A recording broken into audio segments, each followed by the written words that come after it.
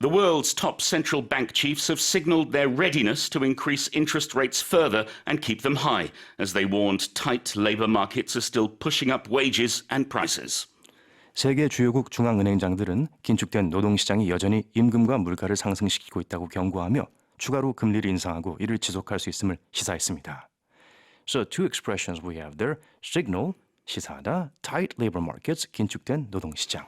Yes, and signal here we're using as a verb rather than a noun, but the noun helps us understand what the verb means. So in the noun form, a signal is some kind of sign. We're getting someone's attention to give them a message of some sort. In the same way, do you drive, Daniel? Yes, I do. Then you but must... very rarely because parking and traffic can be quite hellish. Exactly, but you're very familiar with the turn signal, Yes. for example. When you want to turn right or you want to turn left when you're driving, you signal to the other drivers. So there we're using it as a verb form to give them a sign, let them know what you're doing.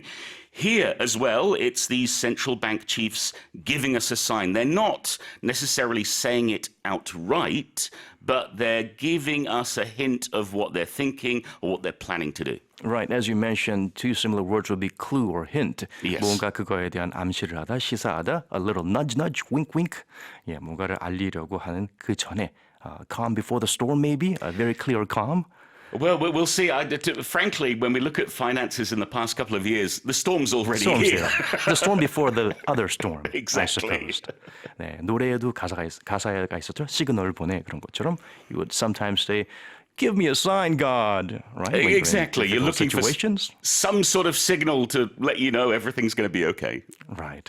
The next term is tight labor markets. 긴축된 노동시장. Yes. So when we're talking about labor markets, we're talking about jobs and the availability of jobs. And when the labor market is tight, that means there's more jobs than unemployed people. So basically, we've got lots of jobs available, but not enough people to fill them. And that has been an issue over the past couple of years. I think it was last year or the year before we had the Great Resignation, when we saw many people, especially in the United States, quitting their jobs, changing careers. And the issue now is we have lots of jobs for people to do and not enough people to do them. Right.